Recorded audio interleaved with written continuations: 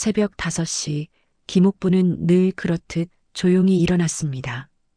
75세의 몸이지만 여전히 규칙적인 생활을 유지하는 옥분의 첫 번째 일과는 된장국 끓이기였습니다. 가스레인지에 올린 냄비에서 보글보글 끓어오르는 소리가 적막한 새벽을 깨웠습니다. 조용히 살아야 해. 난 이미 사라진 사람이다. 옥부는 국자를 저으며 작은 목소리로 혼잣말했습니다. 이 말은 매일 아침 그녀가 스스로에게 하는 다짐이었습니다.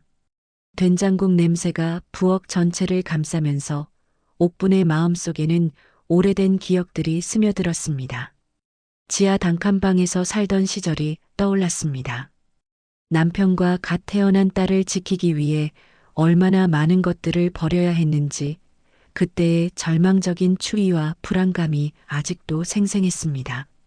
그 시절 옥부는 자신의 진짜 정체성을 숨기고 살아야 했습니다. 대남 심리전 공작원 출신 귀순자라는 사실을 그 누구도 알아서는 안 되었습니다. 엄마, 벌써 일어나셨어요? 거실에서 들려오는 딸 선미의 목소리에 옥부는 현실로 돌아왔습니다. 45살의 선미는 이미 직장에 나갈 준비를 하고 있었습니다. 보험사에서 일하는 선미의 얼굴에는 깊은 피로가 서려 있었습니다. 오랜 맞벌이와 육아로 지친 모습이 역력했습니다. 국 끓여놨으니까 아침 먹고 가거라. 옥부는 따뜻한 목소리로 말했습니다. 선미는 고개를 끄덕이며 식탁에 앉았지만 밥을 먹는 동안에도 계속 시계를 확인했습니다. 바쁜 일상에 쫓기는 딸의 모습을 보며 옥부는 마음이 아팠습니다. 지민이는 아직 안 일어났나? 네, 아직 자고 있어요. 어제 늦게까지 공부했거든요. 15살 외손녀 지민은 조용하지만 눈치가 빠른 아이였습니다. 특히 할머니를 유독 따르는 지민이 옥분에게는 큰 위안이었습니다. 하지만 요즘 지민의 표정에도 어두운 그림자가 드리워져 있었습니다. 그때 현관문이 열리는 소리가 들렸습니다. 선미의 남편 상훈이 들어오고 있었습니다. 47살의 상훈은 중소기업 과장으로 일하고 있었습니다. 겉으로는 점잖고 예의 바른 사람처럼 보였지만 집안에서의 그는 전혀 다른 모습이었습니다. 어서 오세요. 옥분이 인사하자 상훈은 건성으로 고개만 끄덕였습니다. 그의 얼굴에서는 술 냄새가 났습니다. 어젯밤에도 늦게까지 술을 마시고 온 모양이었습니다. 밥 차려놨으니까 먹어.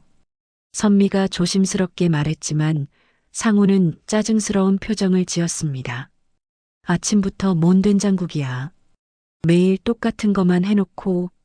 상훈의 목소리가 점점 높아졌습니다. 옥부는 조용히 그를 바라보며 말했습니다. 입맛에 안 맞으면 안 드셔도 됩니다. 뭐라고요? 어르신이 왜 그런 말을? 상훈이 화를 내려는 순간 선미가 재빨리 끼어들었습니다. 자기야, 늦었으니까 빨리 씻고 나가자. 이런 상황이 이 집에서는 일상이었습니다. 상훈은 밖에서는 예의 바르게 굴었지만 집에서는 술만 마시면 목소리가 높아지고 폭력적으로 변했습니다. 선미는 항상 그런 남편을 달래느라 지쳐 있었고 지민이는 그럴 때마다 귀를 막고 자신의 방으로 들어가곤 했습니다. 옥부는 이 모든 상황을 지켜보며 참고 또 참았습니다. 하지만 그녀의 마음 깊은 곳에서는 오래된 본능이 꿈틀거리고 있었습니다. 위험을 감지하고 대응하는 법을 몸소 체득한 과거의 기억들이 서서히 깨어나고 있었습니다. 아침 식사가 끝나고 선미와 상훈이 각자 직장으로 떠나자 집안은 다시 고요해졌습니다. 옥부는 설거지를 하며 창밖을 바라보았습니다. 평범한 아파트 단지의 풍경이지만 그녀에게는 전혀 평범하지 않은 전장과 같았습니다. 며칠이 흘렀습니다. 옥부는 여전히 새벽마다 된장국을 끓이며 하루를 시작했습니다. 그러나 집안의 긴장감은 점점 더 짙어져만 갔습니다. 상훈의 술버릇은 날이 갈수록 심해졌고 선미의 얼굴에는 지친 기색이 더욱 깊어졌습니다. 어느 목요일 저녁 상훈이 회식을 마치고 집에 돌아왔습니다. 평소보다 훨씬 늦은 시간이었고 그의 발걸음은 비틀거렸습니다. 현관문을 열고 들어서는 상훈의 얼굴은 술로 인해 벌겋게 달아올라 있었습니다. 어서 오세요. 거실에서 텔레비전을 보고 있던 선미가 일어나 인사했습니다. 하지만 상훈은 대답 대신 신발을 아무렇게나 벗어던지며 거실로 들어섰습니다. 그의 움직임 하나하나에서 술 냄새와 함께 위험한 기운이 느껴졌습니다. 밥 드실래요? 선미가 조심스럽게 물었지만 상훈은 소파에 털썩 앉으며 짜증스러운 표정을 지었습니다. 밥은 무슨 밥이야? 회사에서 얼마나 스트레스 받는지 알아? 목소리가 점점 커지기 시작했습니다. 옥부는 주방에서 설거지를 하며 상황을 지켜보고 있었습니다. 오랜 경험으로 터득한 위험 감지 능력이 그녀에게 경고하고 있었습니다. 자기야, 목소리 좀 낮춰. 지민이 자고 있어.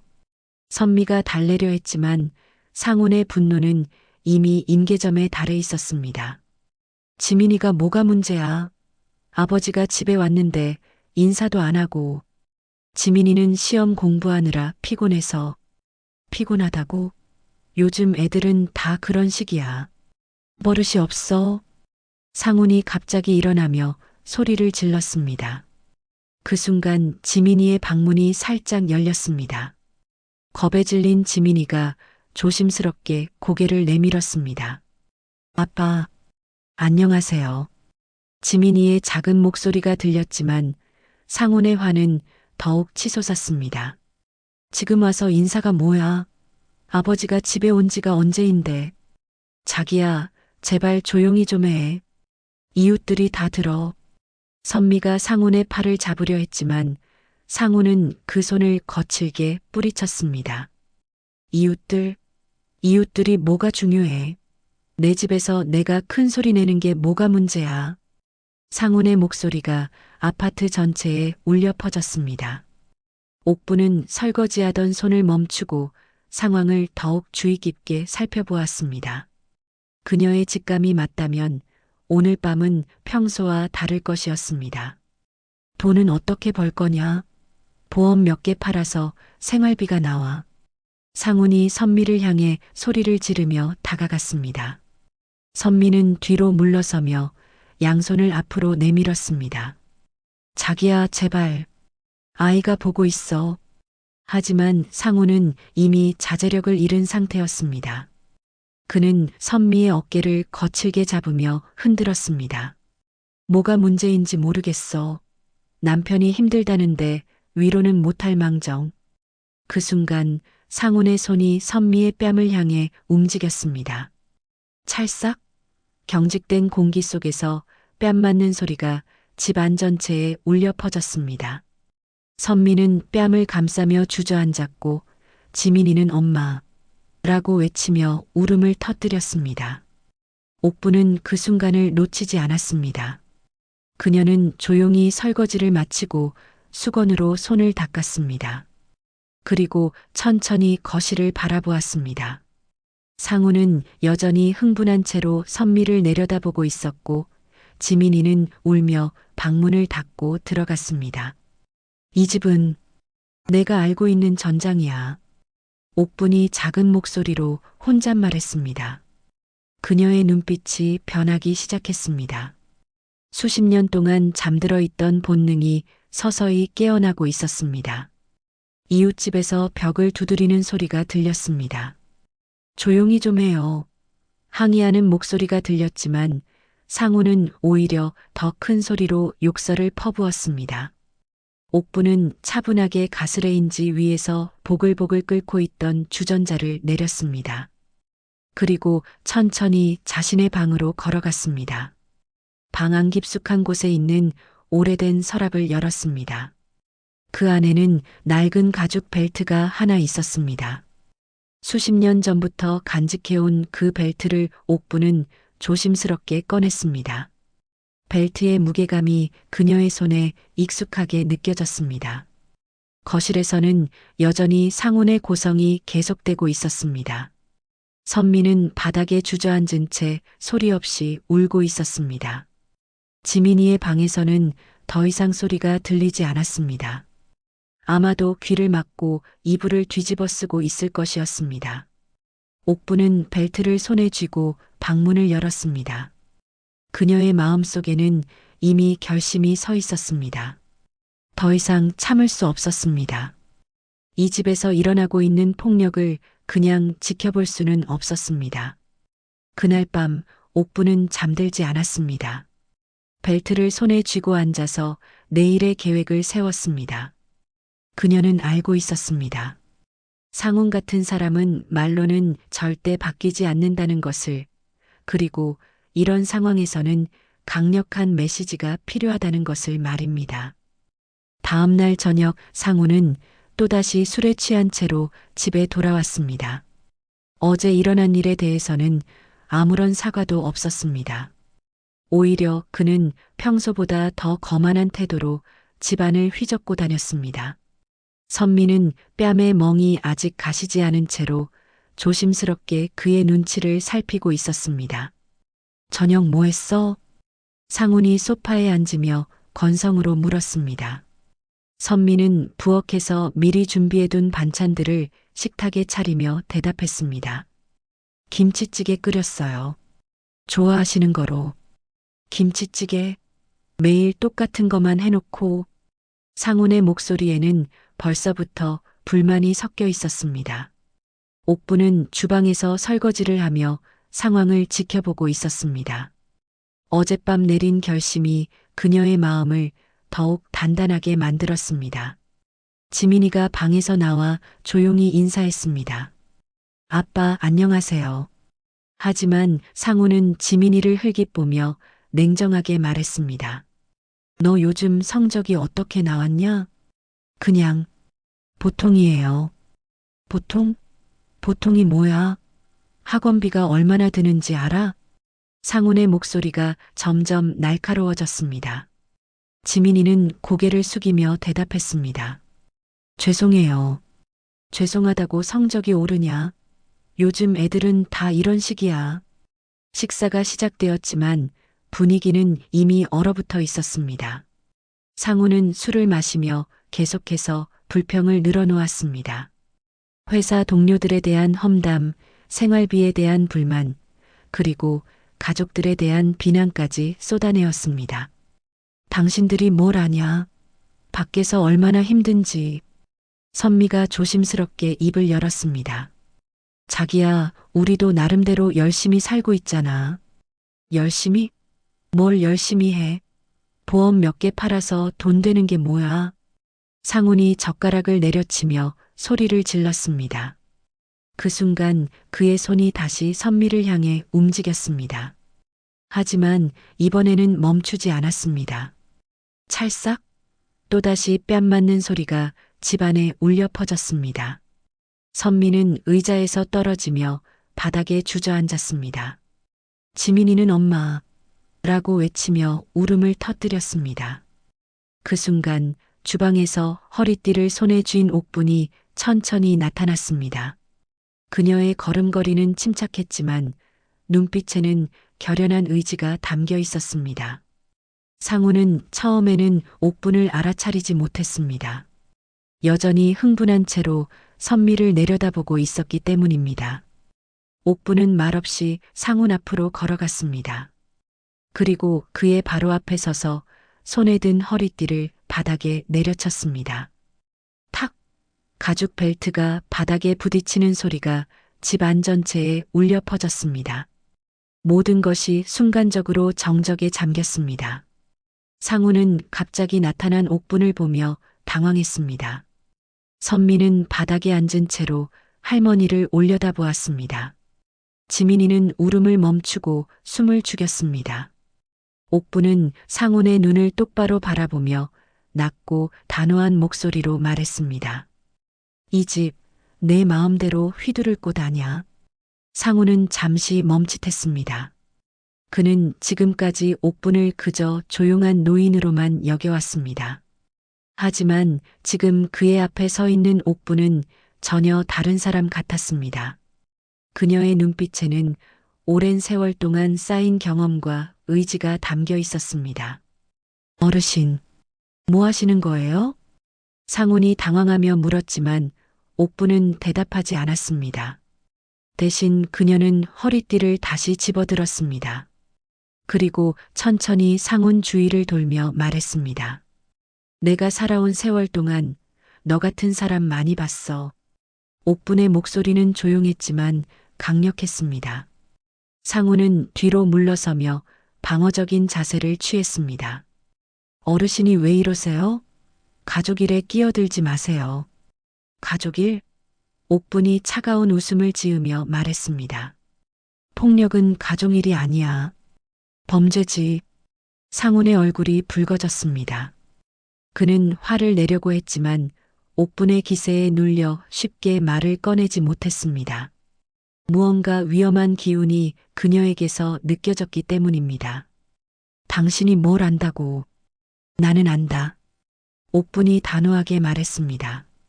폭력을 쓰는 자들의 심리를, 그들이 어떻게 가족을 조종하는지를, 그리고 그들을 어떻게 다뤄야 하는지를 말이야. 선미는 일어나 옥분의 옆으로 다가갔습니다. 지민이도 조심스럽게 할머니 뒤편으로 이동했습니다. 이제 상우는 혼자 고립된 상태였습니다. 어르신, 제발 오해하지 마세요. 저는 그냥 딸을 때린 거야? 옥분이 한 걸음 더 다가가며 말했습니다. 상우는 점점 더 뒤로 물러났습니다. 그건 실수였어요. 실수는 한 번이야. 두 번은 고의고 세 번은 습관이지. 옥분의 말에 상우는 할 말을 잃었습니다. 그는 지금까지 자신의 폭력을 정당화할 수 있는 여러 가지 핑계를 가지고 있었습니다. 하지만 옥분 앞에서는 그 어떤 핑계도 통하지 않았습니다. 이제부터는 달라질 거야. 옥분이 허리띠를 단단히 쥐며 말했습니다. 이 집에서 폭력은 용납되지 않아. 이해했냐? 상우는 대답하지 않았습니다. 그는 옥분을 노려보며 주먹을 꽉 쥐었습니다. 하지만 감히 더 이상 나아가지는 못했습니다. 옥분에게서 나오는 압도적인 기세 때문이었습니다. 그날 밤 상우는 일찍 방으로 들어갔습니다. 옥분은 거실에 남아 선미와 지민이를 위로했습니다. 하지만 그녀는 알고 있었습니다. 이것은 시작일 뿐이라는 것을, 상훈 같은 사람은 쉽게 포기하지 않는다는 것을 말입니다. 그날 저녁 상훈은 평소보다 훨씬 늦게 집에 돌아왔습니다. 술에 취한 정도도 평소보다 심했습니다. 현관문을 열고 들어서면서부터 이미 험악한 기운이 감돌았습니다. 다 어디 있어? 상훈이 큰 소리로 외쳤습니다. 선미와 지민이는 거실에서 텔레비전을 보고 있었고 옥분은 부엌에서 설거지를 하고 있었습니다. 상훈은 선미를 밀쳐내며 거실로 들어왔습니다. 오늘 하루 종일 기분이 더러웠어. 다 누구 때문인 줄 알아? 그는 옥분이 있는 부엌 쪽을 노려보며 말했습니다. 그리고 갑자기 선미를 향해 다가갔습니다. 어제 어르신이 뭐라고 하셨는지 다시 말해봐. 상훈이 선미의 어깨를 거칠게 잡고 흔들기 시작했습니다. 지민이는 무서워하며 아빠 그만해요. 라고 외쳤습니다. 그 순간 옥분이 부엌에서 나와 상훈 앞에 섰습니다. 대화? 이게 대화야? 상훈은 잠깐 당황하는 모습을 보였습니다. 하지만 곧 고개를 젓고 비아냥거리는 웃음을 지었습니다. 어르신이 왜 이러세요? 부부간에 대화하는 건데 방해하지 마세요. 옥분의 눈빛이 변하기 시작했습니다. 너 같은 부류 오래 봤어. 세뇌된 자보다 무서운 건 폭력에 익숙한 자다. 상훈의 얼굴이 붉어졌습니다. 뭔 소리를 하는 거예요? 어르신이 뭘 안다고. 바로 그때 현관문 쪽에서 급한 발걸음 소리가 들렸습니다. 경찰입니다. 신고를 받고 왔습니다. 문 밖에서 들려오는 목소리에 모든 사람들이 얼어붙었습니다. 벽 너머에서 듣고 있던 이웃이 경찰에 신고한 것이었습니다. 상우는 순간적으로 당황했지만 곧 침착함을 되찾았습니다. 그는 평소의 점잖은 모습으로 돌아가 현관으로 향했습니다. 안녕하세요. 무슨 일이시죠? 문을 연 상우는 경찰들에게 정중하게 인사했습니다. 두 명의 경찰관이 들어서며 상황을 살펴보았습니다. 가정폭력 신고를 받고 왔습니다. 괜찮으신가요? 경찰관이 선미에게 물었습니다. 선미는 잠시 망설이다가 고개를 저었습니다. 괜찮아요. 가족끼리 좀 소란스러웠을 뿐이에요. 상우는 옆에서 쿨하게 대응했습니다. 죄송합니다. 제가 술을 좀 마셔서 목소리가 컸나 봅니다. 가족끼리 오해가 있었어요. 경찰관들은 각자에게 따로 이야기를 들어보려 했습니다. 하지만 선미는 계속해서 가족끼리 오해라며 상황을 덮으려 했습니다. 바로 그때 옥분이 경찰관 앞으로 천천히 걸어 나왔습니다. 그녀의 얼굴에는 결연한 의지가 서려 있었습니다. 내가 정식으로 고소하겠소. 거실이 순간 조용해졌습니다. 모든 사람들이 옥분을 바라보았습니다. 상훈의 얼굴이 창백해졌습니다. 이 남자, 내 딸을 때렸습니다. 여러 번요. 옥분의 목소리는 담담했지만 확고했습니다. 선미가 깜짝 놀라며 엄마 라고 외쳤지만 옥분은 흔들리지 않았습니다. 어르신, 정말 고소하시겠습니까? 가족 간의 일인데. 경찰관이 재차 확인했지만 옥분은 단호하게 고개를 끄덕였습니다. 네, 확실합니다. 폭력은 가족일이 아니라 범죄입니다. 경찰관들은 상황이 심각함을 인지하고 상훈에게 다가갔습니다. 선생님, 동행해 주셔야겠습니다. 상훈은 여전히 침착한 척했지만 그의 주먹이 떨리고 있었습니다. 경찰관들이 상황을 정리하는 동안 그는 옥분을 째려보며 작은 목소리로 위협했습니다. 어르신, 가만 안 둘 겁니다. 후회하실 거예요. 옥분은 상훈의 위협에도 전혀 굴복하지 않았습니다. 오히려 그를 똑바로 바라보며 차분하게 말했습니다. 나도 가만 안 둘 거야. 내 딸과 손녀를 지키기 위해서라면 뭐든지 할 수 있어. 상훈이 경찰차에 올라탄 후 집안은 다시 조용해졌습니다. 선미는 옥분에게 다가가 걱정스러운 목소리로 말했습니다. 엄마, 정말 괜찮으실까요? 자기가 화나면 정말 무서운 사람이에요. 옥분은 딸의 어깨에 손을 올리며 말했습니다. 걱정 마라. 엄마가 다 지켜줄게. 하지만 옥분의 마음 한편에는 불안감이 자리 잡고 있었습니다. 상훈 같은 사람은 쉽게 포기하지 않는다는 것을 그녀는 너무나 잘 알고 있었습니다. 특히 자신의 권위에 도전받았을 때는 더욱 위험해집니다. 그날 밤 옥분은 잠들지 않았습니다. 창밖을 바라보며 상훈의 다음 행동을 예상해 보았습니다. 그녀는 알고 있었습니다. 진짜 싸움은 이제부터 시작이라는 것을 말입니다. 지민이가 조용히 할머니 방으로 들어왔습니다. 할머니, 무서워요. 옥분은 손녀를 품에 안으며 말했습니다. 괜찮아. 할머니가 있잖아. 이제는 달라질 거야. 하지만 옥분은 알고 있었습니다. 상훈이 그냥 물러서지 않을 것이라는 사실을 말입니다. 이틀 후 상훈은 보석으로 풀려났습니다. 폭행죄로 입건되었지만 초범이라는 이유로 곧바로 석방된 것이었습니다. 그가 집에 돌아온 첫날 밤 집안의 분위기는 얼어붙어 있었습니다. 상훈은 아무 말 없이 짐을 정리하며 방에 들어갔습니다. 하지만 그의 눈빛에는 분노와 복수심이 가득 차 있었습니다. 선미는 그런 남편의 모습을 보며 불안해했고 지민이는 할머니 곁에서 떨어지려 하지 않았습니다. 엄마, 정말 괜찮을까요? 선미가 옥분에게 작은 목소리로 물었습니다. 옥분은 부엌에서 저녁 준비를 하며 담담하게 대답했습니다. 걱정 마라. 이제 시작일 뿐이야. 그날 밤 늦게 상훈이 조용히 방에서 나왔습니다. 모든 가족들이 잠든 사이 그는 거실을 거쳐 현관으로 향했습니다. 하지만 옥부는 잠들지 않고 있었습니다. 그녀는 상훈의 발자국 소리를 들으며 조용히 방문을 열었습니다. 상훈은 현관에서 신발을 신고 있었습니다. 옥분과 눈이 마주치자 그는 차가운 미소를 지었습니다. 어르신도 안 주무시네요. 너 어디 가냐? 산책이요.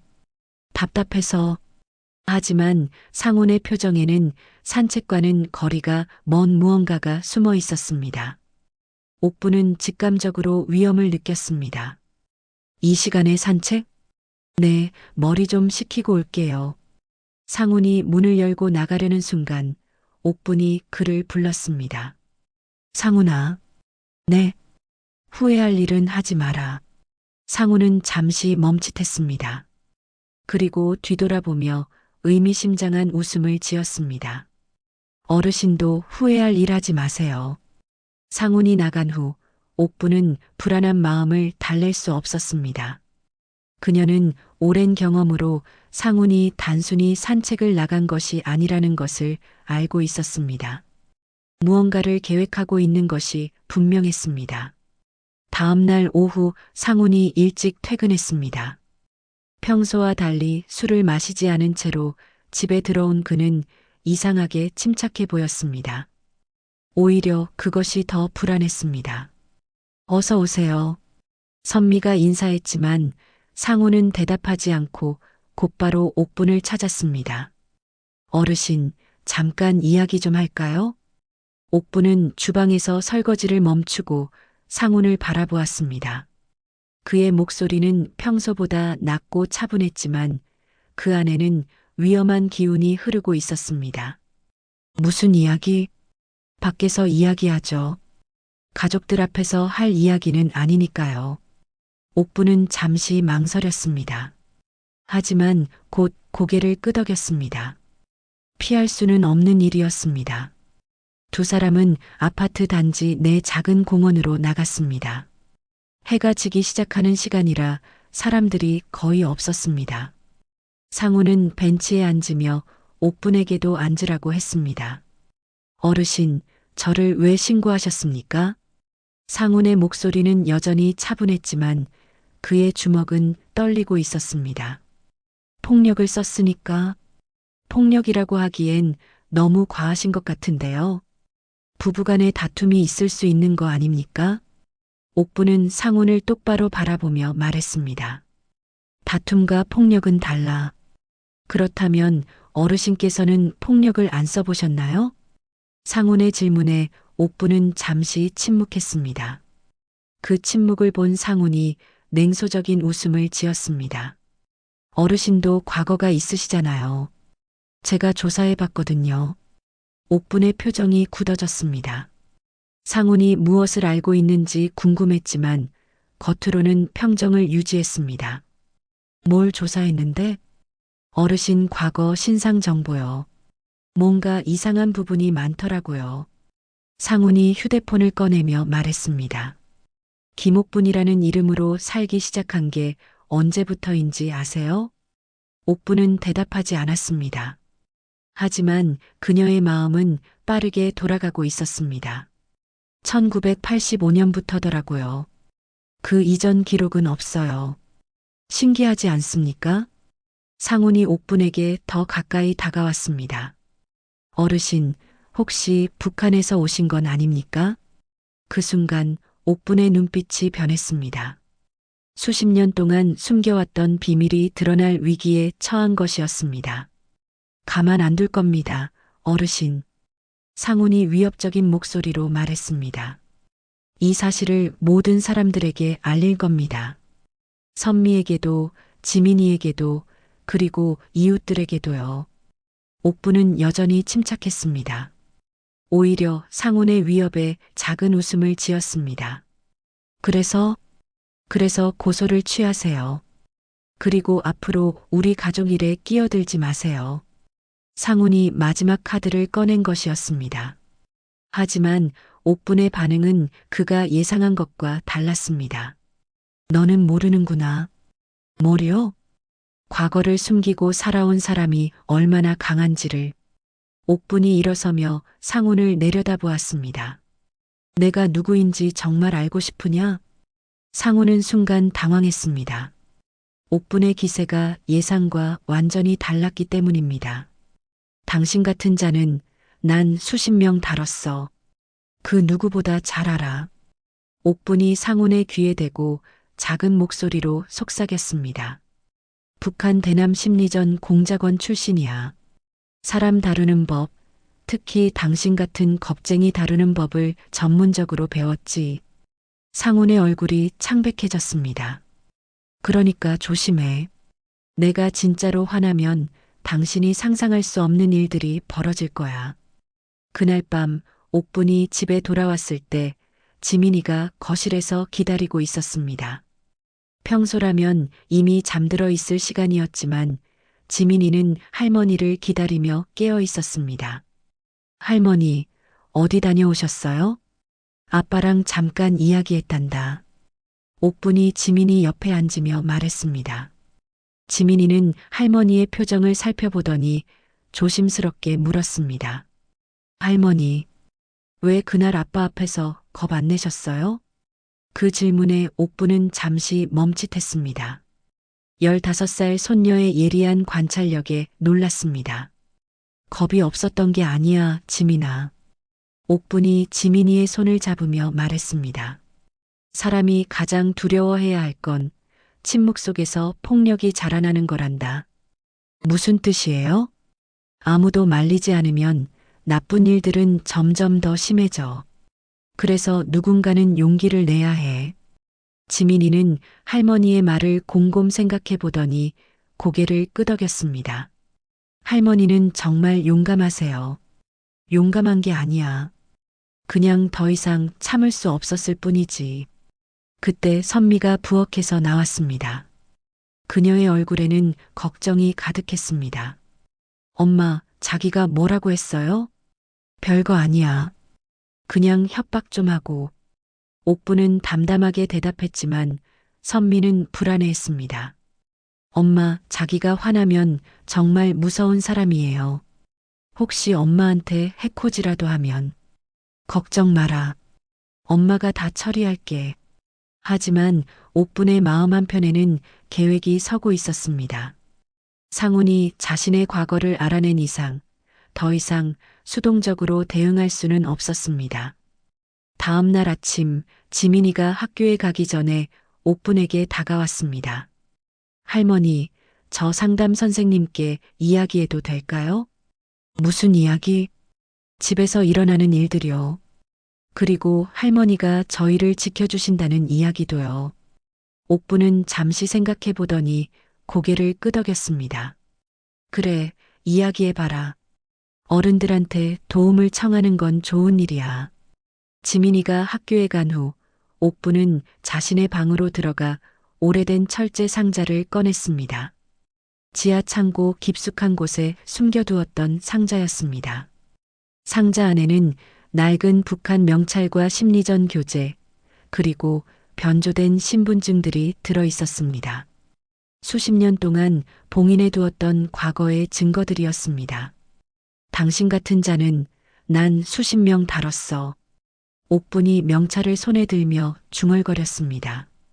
그 시절의 기억들이 되살아나고 있었습니다. 적을 심리적으로 조종하고 무력화시키는 기술들 말입니다. 그날 오후 지민이가 학교에서 돌아왔습니다. 평소보다 밝은 표정이었습니다.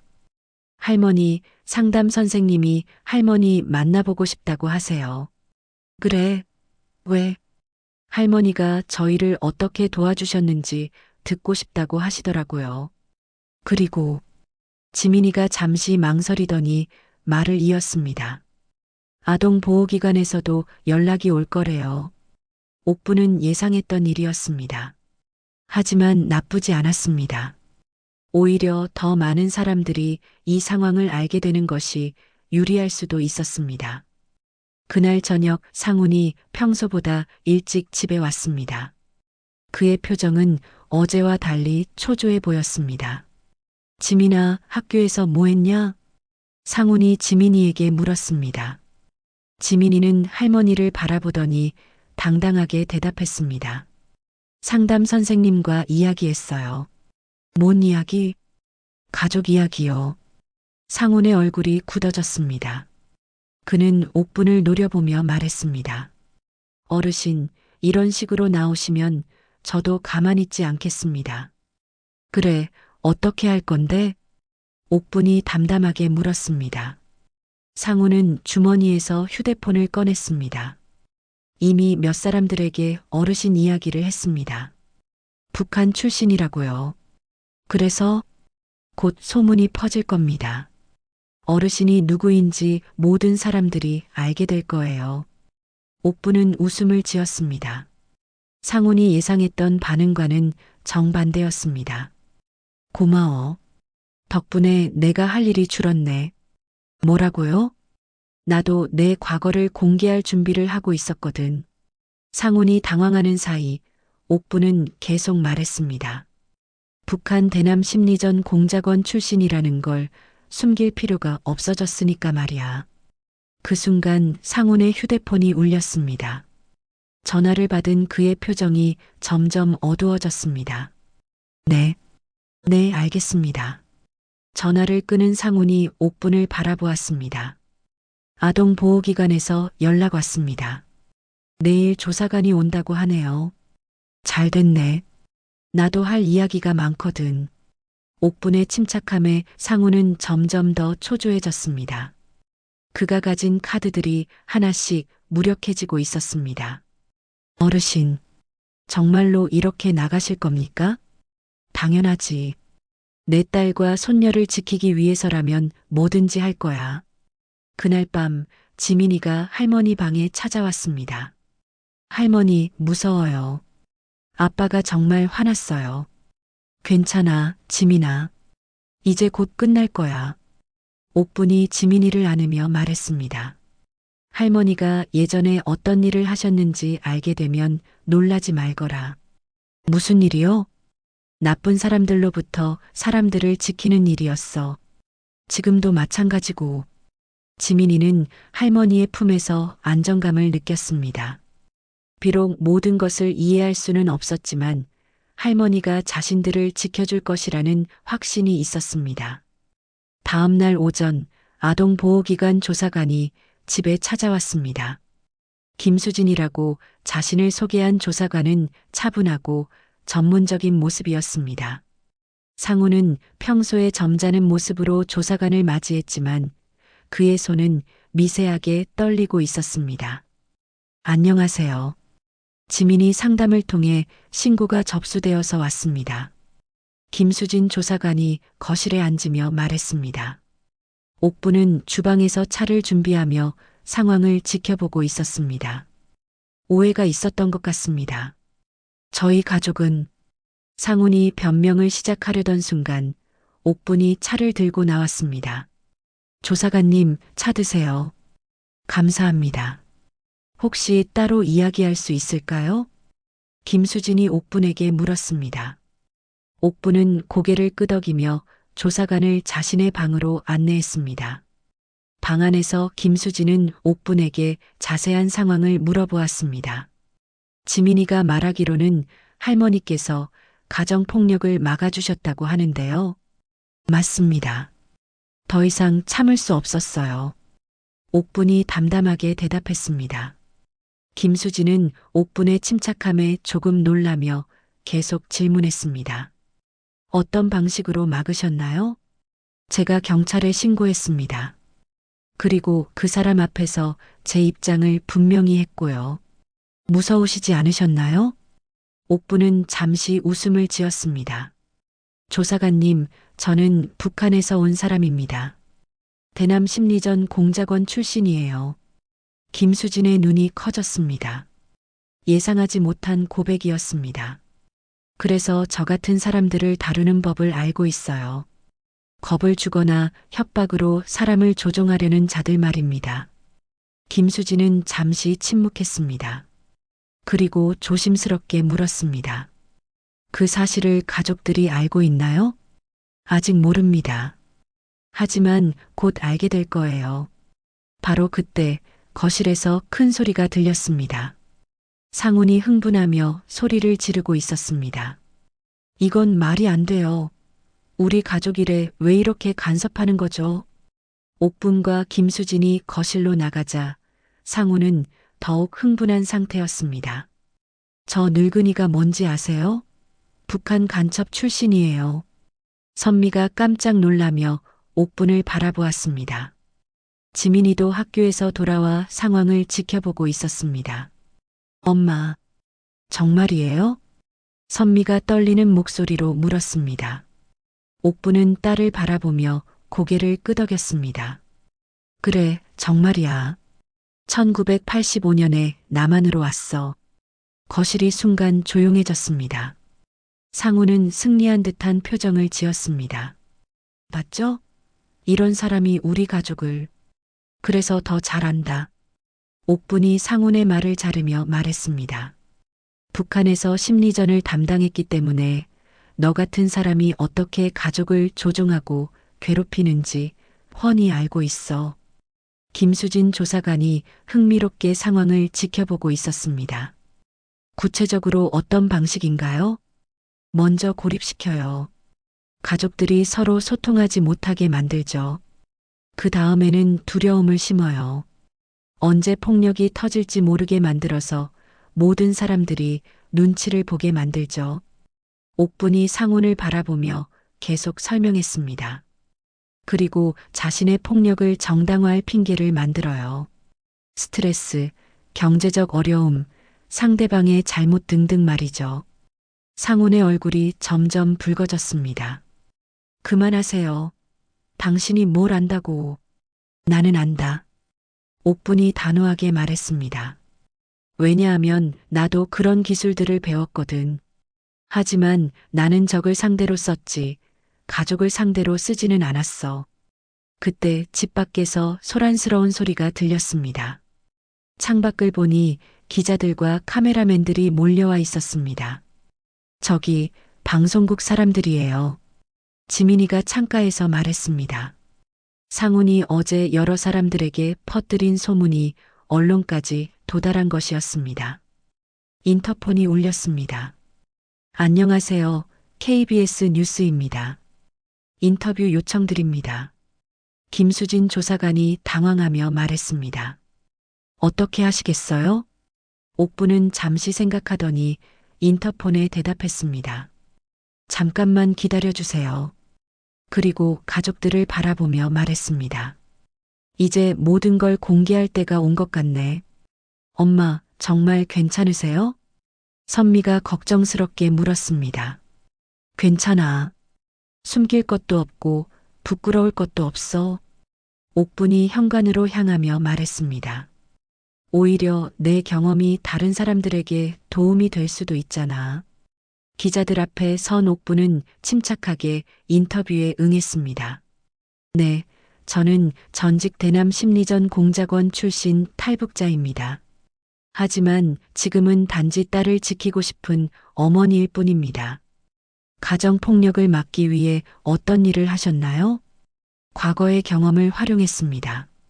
폭력을 쓰는 사람들의 심리를 파악하고 그들이 더 이상 가족을 괴롭히지 못하도록 대응했죠. 인터뷰 영상은 그날 저녁 뉴스에 방송되었습니다. 인터넷과 소셜미디어에서는 가정폭력에 맞선 시니어 여성 영웅이라는 제목으로 화제가 되었습니다. 그날 밤 상훈은 회사로부터 전화를 받았습니다. 상훈 씨, 내일부터 당분간 출근하지 마세요. 징계위원회가 열릴 예정입니다. 전화를 끊은 상훈의 얼굴은 창백했습니다. 그의 계획은 완전히 뒤바뀌어 버렸습니다. 선미는 그날 밤 옥분에게 다가가 말했습니다. 엄마, 이혼 변호사와 상담받아 보려고요. 그래, 그렇게 해라. 이제 새로운 시작이야. 6개월이 흘렸습니다. 겨울이 지나고 봄이 와서 이제 여름이 시작되려 하고 있었습니다. 옥부는 작은 반찬 가게 앞에서 문을 열고 있었습니다. 옥분인의 손맛 반찬이라는 간판이 달린 조그만 가게였습니다. 할머니, 오늘도 일찍 나오셨네요. 옆 가게 사장이 인사하며 지나갔습니다. 옥부는 미소를 지으며 대답했습니다. 손님들이 기다리시니까요. 6개월 전 그 사건 이후 많은 것들이 변했습니다. 상우는 회사에서 징계를 받고 결국 사표를 냈습니다. 그리고 선미와의 이혼 절차도 마무리되었습니다. 선미는 새로운 보험회사에서 일을 시작했고 옥부는 반찬 가게를 열어 생계의 보탬이 되고 있었습니다. 무엇보다 지민이의 변화가 가장 눈에 띄었습니다. 예전에 조용하고 위축된 모습은 사라지고 이제는 당당하고 밝은 아이가 되어 있었습니다. 할머니, 지민이가 학교를 마치고 반찬 가게로 뛰어왔습니다. 교복 차림의 지민이는 할머니를 보자마자 환한 웃음을 지었습니다. 오늘 학교에서 뭐 했냐? 인권 동아리에서 발표했어요. 가정폭력 예방에 대해서요. 지민이는 학교에서 인권 동아리에 가입해 활동하고 있었습니다. 자신이 겪었던 경험을 바탕으로 다른 친구들에게도 도움을 주고 있었습니다. 어떤 내용으로 발표했는데? 할머니가 가르쳐 주신 거요. 침묵이 폭력을 키운다는 거, 그리고 용기 있는 어른 한 명이 모든 걸 바꿀 수 있다는 거요. 옥부는 손녀의 말을 들으며 뿌듯해했습니다. 지민이가 자신의 경험을 긍정적인 힘으로 바꾸고 있다는 것이 무엇보다 기뻤습니다. 손님 오신다. 옥분이 가게 안으로 들어가며 말했습니다. 중년 여성 손님이 들어와서 반찬들을 살펴보고 있었습니다. 어머, 텔레비전에서 봤던 분 맞죠? 손님이 옥분을 알아보며 말했습니다. 6개월 전 인터뷰 이후로 옥분은 꽤 유명해졌습니다. 많은 사람들이 그녀의 이야기에 감동받았고 가정폭력 예방 강연 요청도 여러 번 들어왔습니다. 네, 맞습니다. 정말 대단하세요. 저도 예전에 비슷한 일을 겪었거든요. 그때 할머니 같은 분이 계셨다면. 손님의 말에 옥부는 고개를 끄덕였습니다.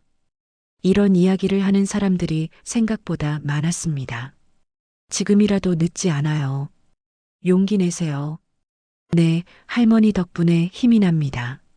손님이 반찬을 사고 나간 후 옥부는 지민이와 함께 가게 정리를 했습니다. 할머니, 질문이 하나 있어요. 뭐든지 물어봐라. 할머니는 왜 허리띠를 그렇게 내려치셨어요? 그날 말이에요. 지민이의 질문에 옥부는 잠시 생각했습니다. 그날의 기억이 선명하게 떠올랐습니다. 허리띠는 때리는 게 아니야. 옥분이 지민이를 바라보며 말했습니다. 무너진 걸 묻고 흩어진 걸 바로잡는 거지. 무슨 뜻이에요? 우리 가족이 무너져가고 있었잖아. 두려움 때문에 서로 말도 못하고 폭력 앞에서 움츠러들고 있었고 그걸 바로 잡아야 했어. 지민이는 할머니의 말을 곰곰 생각해 보았습니다. 그럼 할머니는 처음부터 계획이 있으셨던 거예요? 계획이라기보다는 더 이상 참을 수 없었던 거야. 그리고 내가 할 수 있는 일이 있다는 걸 알았고 그때 선미가 퇴근길에 가게에 들렀습니다. 새 직장에서 일하는 선미의 표정은 예전보다 훨씬 밝았습니다. 엄마, 지민아, 수고했어. 엄마, 오늘 어땠어요? 좋았어. 오늘 큰 계약 하나 성사시켰거든. 선미는 이혼 후 새로운 보험회사에서 일하며 실력을 인정받고 있었습니다. 더 이상 누군가의 눈치를 보지 않아도 되니까 일에도 더 집중할 수 있었습니다. 엄마, 이번 주말에 강연 요청 또 들어왔어요. 어디서? 여성단체에서요. 가정폭력 예방 교육해달라고. 옥부는 요즘 종종 강연 요청을 받고 있었습니다. 자신의 경험을 바탕으로 가정폭력의 위험성과 대처 방법에 대해 이야기하는 것이었습니다. 할 거예요? 해야지. 내 경험이 누군가에게 도움이 된다면. 세 사람이 함께 집으로 돌아가는 길, 지민이가 갑자기 물었습니다. 할머니, 아빠는 어떻게 지내고 있을까요? 상우는 이혼 후 혼자 다른 동네로 이사를 갔습니다. 가끔 지민이에게 연락을 하려고 했지만 지민이가 거부하면서 연락이 끊어진 상태였습니다. 그 사람도 자신의 문제를 깨달았으면 좋겠구나. 옥분이 담담하게 말했습니다. 사람은 변할 수 있을까요? 변할 수 있어. 하지만 먼저 자신의 문제를 인정해야 해. 그리고 정말로 변하고 싶다는 의지가 있어야 하고, 집에 도착해서 저녁을 준비하는 동안 옥부는 창밖을 바라보았습니다. 6개월 전과 같은 아파트, 같은 부엌이었지만 모든 것이 달랐습니다. 더 이상 긴장하며 발소리를 들을 필요도 없고 누군가의 폭발을 걱정할 필요도 없었습니다. 할머니, 저 할머니 닮고 싶어요. 지민이가 옆에 와서 말했습니다. 어떤 면에서? 용기 있는 면에서요. 그리고 다른 사람들을 도와주는 면에서도요. 너는 이미 충분히 용감해. 그리고 앞으로 더 많은 사람들을 도울 수 있을 거야. 그날 밤 옥부는 일기를 썼습니다. 6개월 전부터 시작한 습관이었습니다. 오늘도 평범하고 평화로운 하루였다. 지민이가 학교에서 발표를 잘했다고 했고 선미는 새 계약을 따냈다. 나는 반찬을 팔고 손님들과 이야기했다. 이런 평범한 일상이 얼마나 소중한지 새삼 깨닫는다. 마지막 문장을 쓰며 옥부는 미소를 지었습니다. 허리띠는 정말로 무너진 걸 묶고 흩어진 걸 바로잡는 도구였다. 우리 가족을 다시 묶어주었으니까.